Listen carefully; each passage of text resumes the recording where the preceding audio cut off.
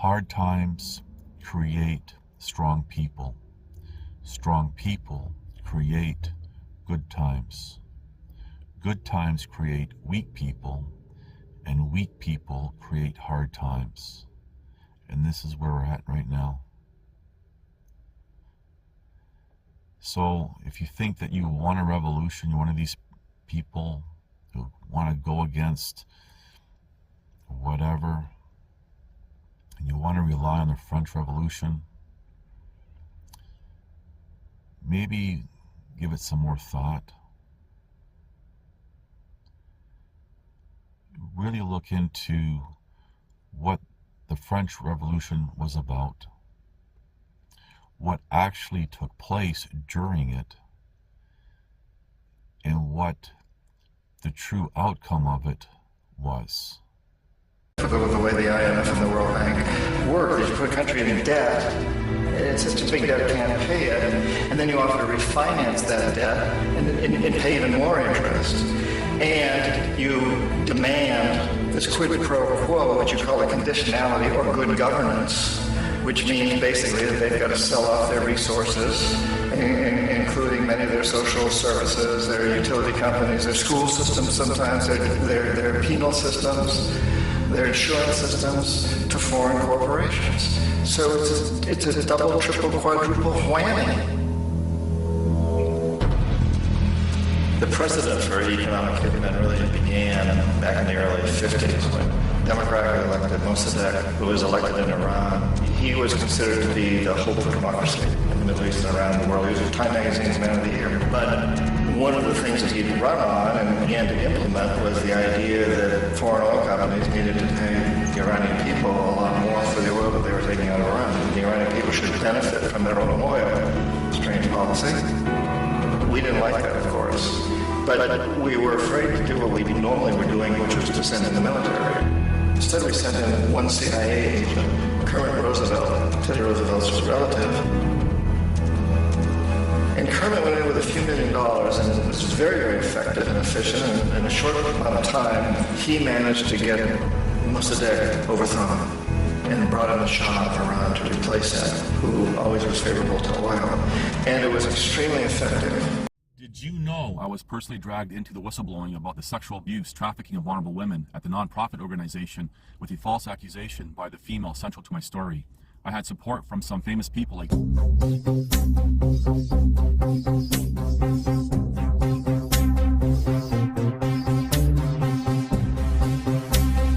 One man told me about being beaten by the police and left permanently disabled because of a woman's false allegation.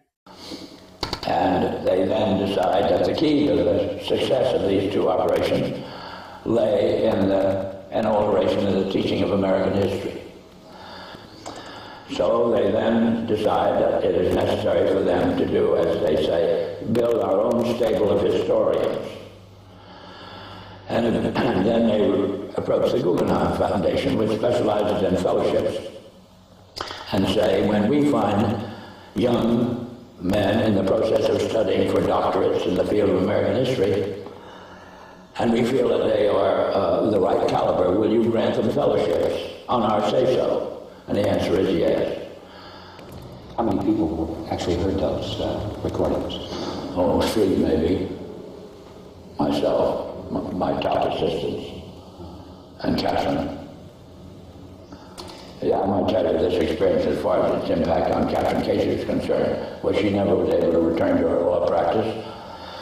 If it hadn't been for Carol Reese's ability to tuck her away in a job with the Federal Trade Commission, I don't know what would have happened to Catherine. But ultimately she lost her mind as a result of it.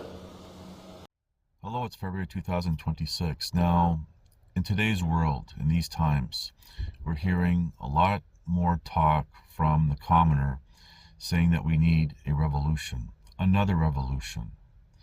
And they usually refer to, for example, the French Revolution for some strange reason. And people really don't have an idea of what it was all about, what had happened, and the true outcome of it.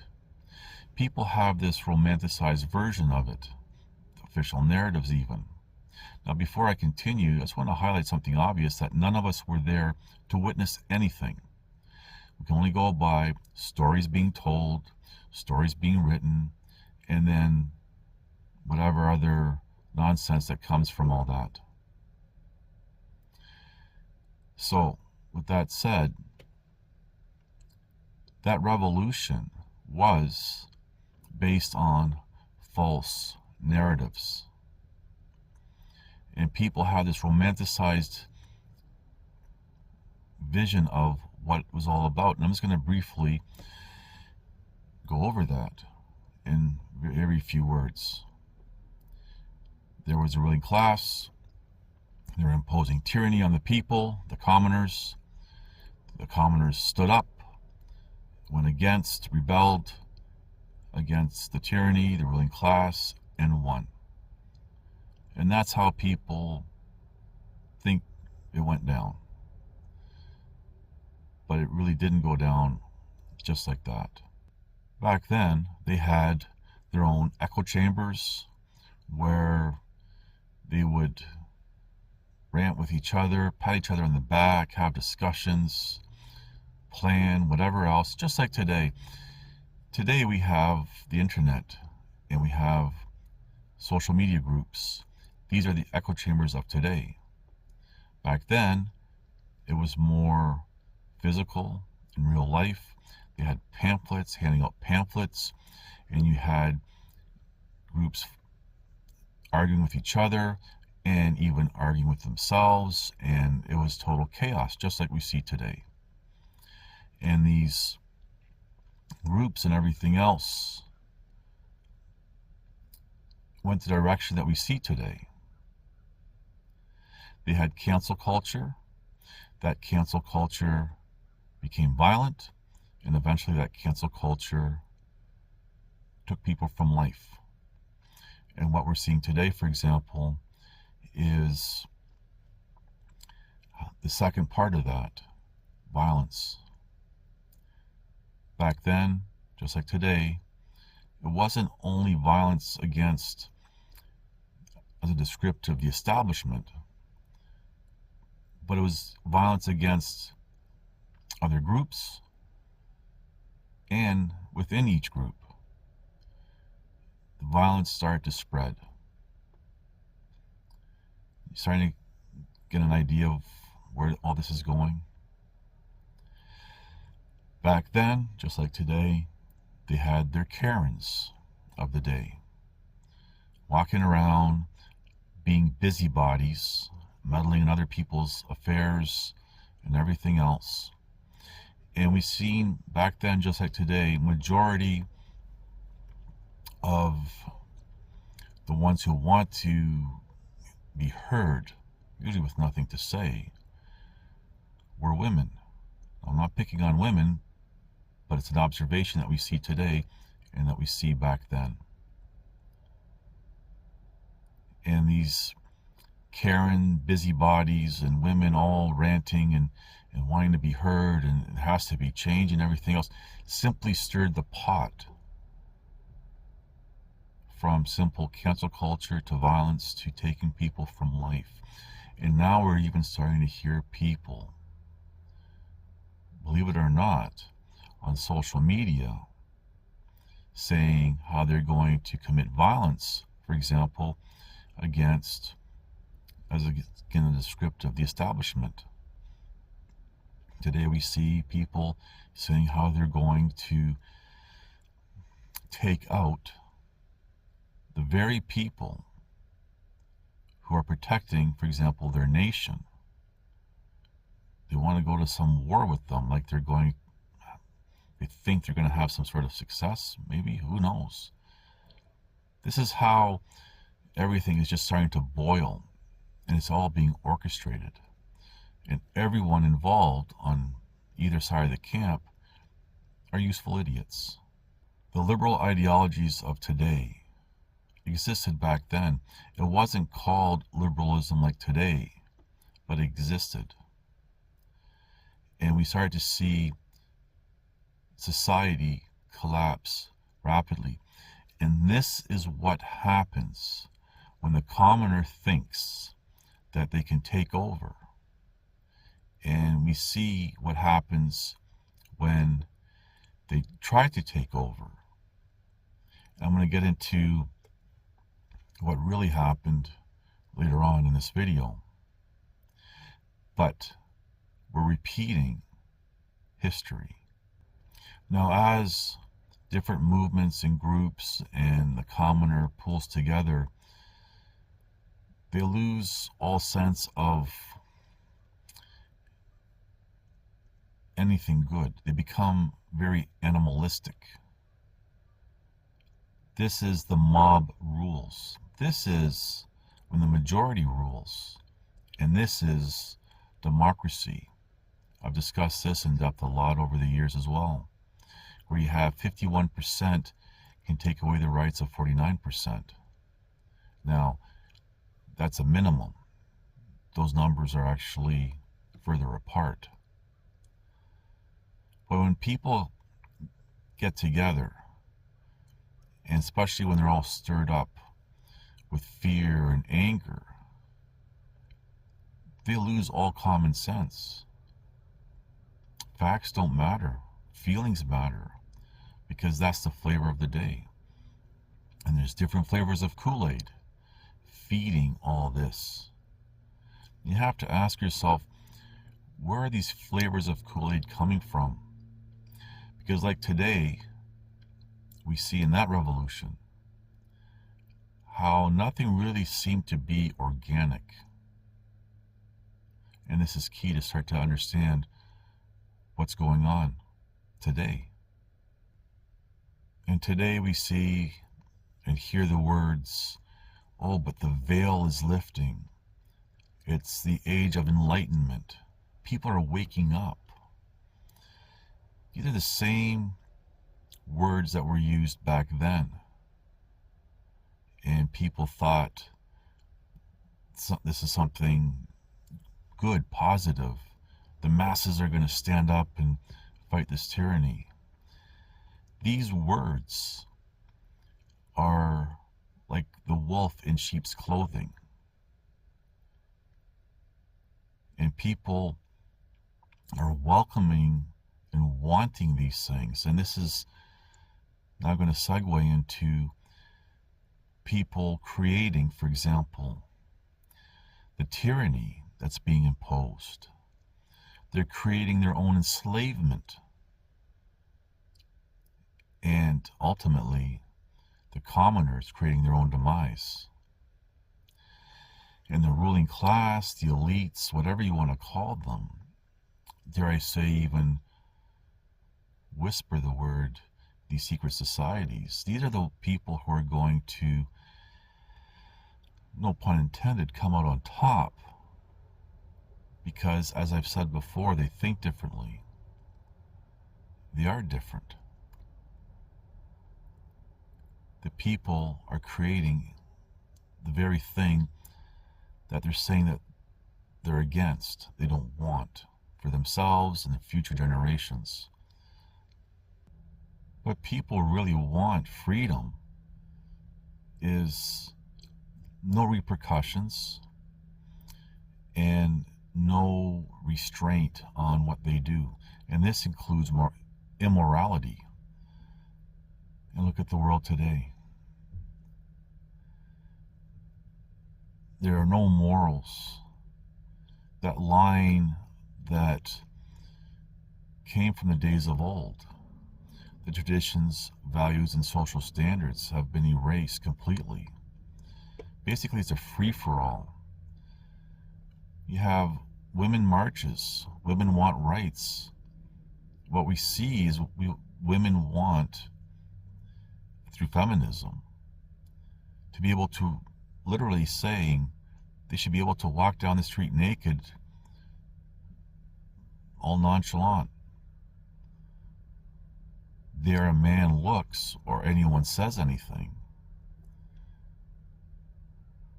This is what people think freedom is.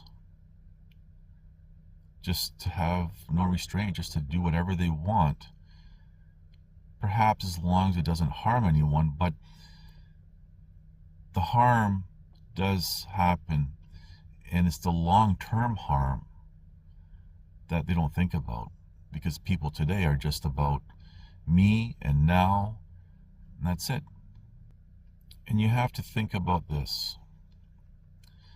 Back then, for example, with this so-called French Revolution, people then were thinking, well, this is biblical. These are end times. We see and hear the same rhetoric today. People saying, oh, this is the end times, and people referring to, for example, Christian doctrine and the end times and everything else. People did the same thing back then. There was an enlightenment happening, and whatever prophecies, and I've explained what prophecies really are, just agendas being made known, unfolding, and there's going to be whatever happening. The same thing then as now, and we're just simply repeating history. And again, the crazy part is, it's the people that are creating it. A self-fulfilling prophecy, but not done organically by the commoner, by the people. The people are just being used as pawns. And again, the elites, the ruling class, governing bodies, whatever you want to call them, they're just watching everything unfold. When you take, for example, what's happening in the USA, when you have the commoner, part of the group, going after the very people, these ICE agents, for example, who are trying to protect the people, the commoner, the commoners attacking them. And you even have perceived elected officials of a city or a state fueling that anger, instead of trying to diffuse it and say, hey, listen, you know, there's more to it or whatever. They're fueling it. These are, as a descriptive, liberal types who are doing it. And most of these people are not in the front lines. They live in gated communities. So it's very easy for them to say, hey, what's going on? This is bad. Look what's going on. Regardless if, as a descriptive, the establishment overall is good or bad, what do people think life would be like if it just stopped tomorrow? And I've said this in a video several years ago, even dedicated a whole video about this. You think the next day everyone's just going to continue on, you're going to go to work, go grab their double from Tim Hortons and before heading into the office or whatever work that they're doing, and life just goes on. The infrastructure is just going to maintain itself. Just look at, for example, when there's a major power outage somewhere, or how society just kind of temporarily falls apart due to a natural disaster, we'll say, and the chaos that ensues. Yes, people are inherently wanting to now stand together and help each other survive that and rebuild, but you also have part of society thinking it's a free-for-all, and they're going to rape, pillage, plunder, and just cause mayhem. Imagine the establishment that is current, from, for example, law enforcement to governing bodies, they're not there anymore. Is it going to be all sunshine and roses? Everyone's going to stand in a big circle holding hands, singing Kumbaya, we did it. No, it's going to be a terrible place. that's kind of like a reset in itself. Now, I have said that what people are afraid of is the time before a new equilibrium is established. People want to hang on to their perceived comforts that they have now. They don't want to go through a hard time. They're scared of hard times because they're weak.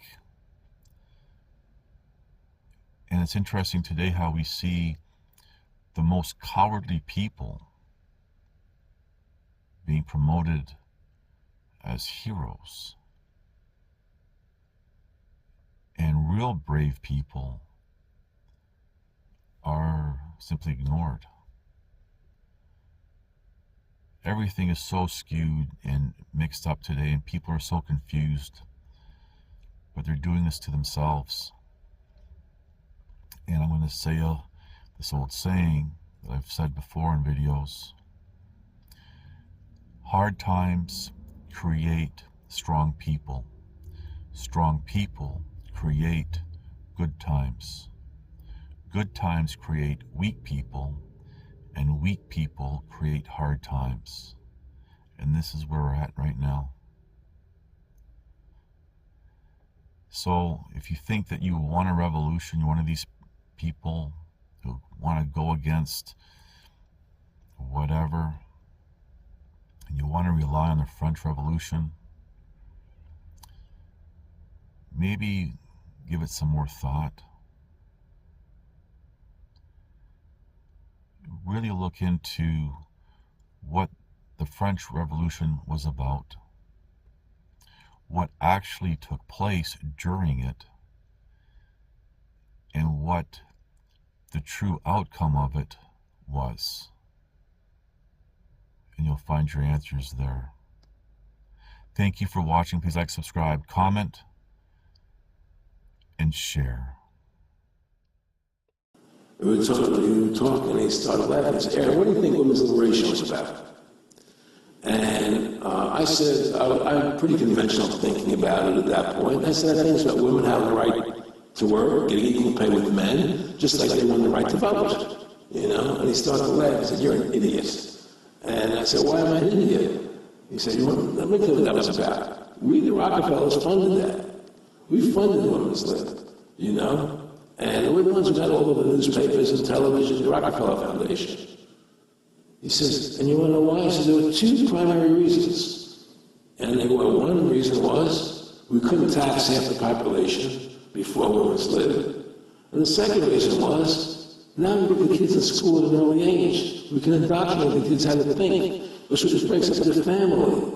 The kids start looking at the state as the family, as the school, as the officials, as their family, not as the parents teaching them."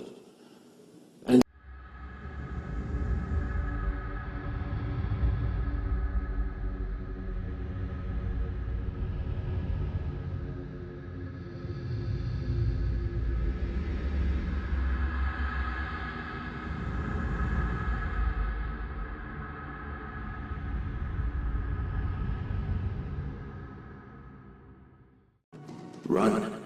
Run your ass off. Look, I'm not trying to spook you. I just want to help, and I'm not going to bullshit you. See, this is the real world, and the real world ain't about heroes and miracles. This world's about one thing: survival. This world's about one thing: survival. This world's about one thing: survival. This world's about one thing: survival. That's all there is. This small piece of dialogue changes a major plot point completely. We're hearing a lot more talk from the commoner saying that we need a revolution, another revolution.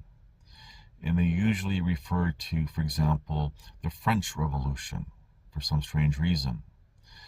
And people really don't have an idea of what it was all about, what had happened, and the true outcome of it. People have this romanticized version of it, official narratives even. Now, before I continue, I just want to highlight something obvious, that none of us were there to witness anything. We can only go by stories being told, stories being written, and then whatever other nonsense that comes from all that.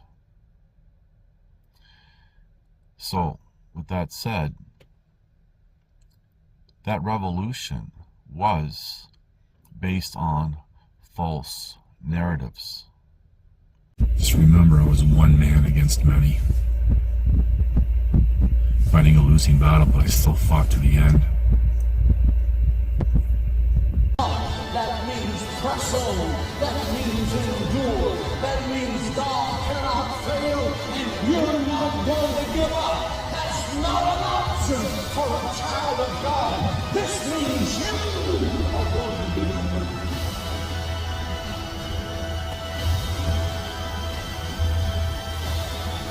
Listen to this and write it down if you can't remember it. You're never going to outgrow warfare. You simply must learn to fight. I hear people saying to me, oh, when is it going to get easier? When you die.